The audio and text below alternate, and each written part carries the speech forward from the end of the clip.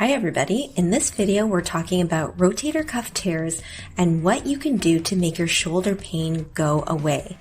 Welcome to the Health How To channel where we talk about some great life hacks and easy tips to achieve better health. Please subscribe and share your best tips that you have found to be helpful for relieving pain from rotator cuff tears so that we can all benefit in our own personal journey to better health. The rotator cuff consists of 4 muscles that come from your shoulder blade and attach onto the humerus bone. The rotator cuff's main jobs are to, number 1, rotate the shoulder externally, like the way your arm moves to comb the back of your hair, and internally, like the way your arm reaches behind to get your wallet out of your back pocket. The rotator cuff's other important job is to stabilize the shoulder joint by providing that suction force to keep the ball in the socket during movement. It isn't easy for these 4 muscles because the shoulder is the most flexible joint in the body. Your shoulder can move in any direction, unlike, say, your knee, which is a stable hinge joint that basically only bends and straightens. So, when you've torn one of your rotator cuff muscles, you can see how you would feel pain with shoulder rotation, such as pulling your pants up or washing your hair, pain when letting your arm hang down, unable to lie on your injured shoulder, sharp pain with quick movements like catching something that is going to fall, a feeling like your shoulder is locked up or stuck, pain that radiates into the upper arm and maybe into the elbow, unable to find a comfortable position for your arm at night, and clicking noises in the unstable shoulder. Out of the 4 rotator cuff muscles, the supraspinatus tendon is the one most commonly torn because the muscle goes through a narrow tunnel before attaching on the bone, making it vulnerable to pinching and friction. Supraspinatus tears do not heal quickly and almost always need treatment of some kind. When your supraspinatus has a partial tear, you can feel pain by lifting your arm out to the side and putting your arm behind your back. Often, its neighbor, the biceps tendon, also joins in on the action, and you can feel pain lifting your arm straight forwards. If you can't lift your arm out to the side and up to the ceiling, but you can do it if your good arm helps, then there's a pretty good chance that you have a rotator cuff tear. So what should you do? Here are 16 tips to treat your rotator cuff tear. Number 1, be mindful of repetitive activity. If your job involves overhead work like an electrician or painter, keeping the arms up at shoulder height like a hairdresser, or even if you use the mouse a lot like in graphic design work, your rotator cuff could be at a higher risk for tearing over time. Of course, unless you win the lottery, you're not likely to change your job anytime soon. Perhaps you can incorporate different arm movements or change your arm position more frequently. Consider keeping your elbow by your side, lowering your work surface height, choosing lighter tools, and even practicing using your other arm. Number 2, check your posture. When your shoulders are rounded forwards, or you tend to slouch or poke your head forward, the supraspinatus muscle can be constantly pinched. This in turn restricts blood flow and healing and sets it up for continued inflammation. Your posture can be the main reason why it takes so long for your shoulder pain to go away. Here are some key posture exercises to work on. A. Push your head back into a double chin. B. Lift your chest up like you're pulling up a necktie. And C. Press your shoulders back. Watch our video on posture for more information. Number 3. Don't lie on your bad shoulder. It can feel impossible to change our favorite sleeping position, but sometimes the way you sleep is the reason your shoulder pain started. For example, if you have the tendency to sleep on your side with your hand tucked behind your head, you could be pinching down on the rotator cuff all night long, multiplied by however many years you've been sleeping like that for. Here are a few positions that can make your shoulder feel more comfortable. A. Lying on your back with your arm up on a pillow. B. Lying on your good side with 2 pillows in front of you to support the bad arm. Or C. Sleeping slightly elevated with several pillows under your back. Number 4. At the beginning, you may find that it hurts when your arm is hanging. Rather than getting a sling, try hooking your thumb in your belt loop, putting your hand in your pocket, or in a sweatshirt with a front pocket. Slings tend to immobilize your shoulder too much, setting you up for future shoulder, neck, and elbow stiffness and frozen shoulder. Number 5, one of the best exercises when your shoulder feels like it is locked up is the pendulum exercise. Lean over a table and use your good arm to support your weight. Let your bad arm dangle and slowly go around clockwise, counterclockwise, forwards, and sideways 10 times each. You can feel that your shoulder will relax and unlock. This is especially good to do if you wake up in the middle of the night and you can't get comfortable. Also, do this in a hot shower first thing in the morning to get your arm and circulation moving.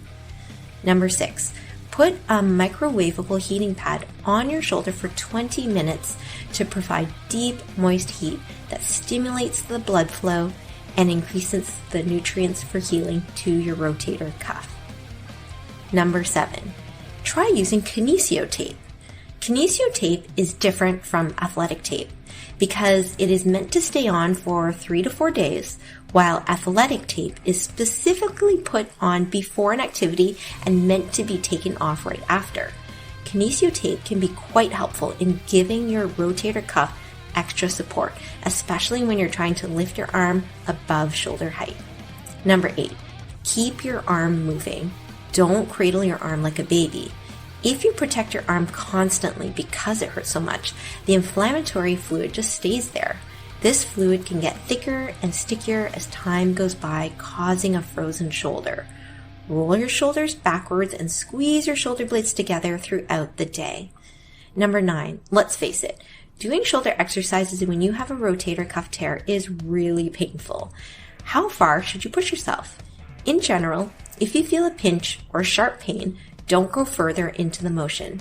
If you feel a strong stretch, you can ease into the exercise and it can become less painful with more repetitions. Know the difference between a muscle that feels tired from exercise versus a muscle that hurts. If your pain lasts more than 2 days after the exercise or your arm is feeling weaker, then you should have a physio check your form to make sure you are doing the exercises correctly and make modifications if necessary. Number 10, a great beginner shoulder exercise is to slide your forearm up and down a door frame. Go as far as you can comfortably and repeat 10 times, 2 or 3 sets a day. Check out our other video on how to exercise your shoulder when it hurts to move. Number 11, one of the most important long-term cures for rotator cuff tears is to strengthen the surrounding shoulder muscles. The truth is that some rotator cuff tears never heal. It is possible, however, to have an ultrasound show that you have a tear, but you are pain-free and have full shoulder movement.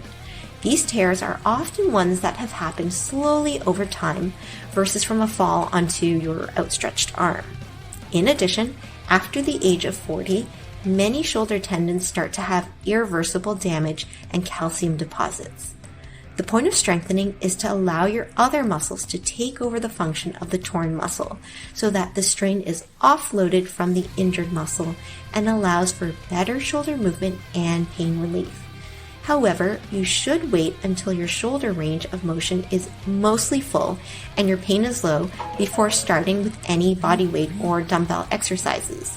The main strengthening exercises to do are A, external rotation with a resistance band, B, rows, C, planks, which you can also do off the wall or table if doing them on the floor is too difficult, and D, lying down punch-ups.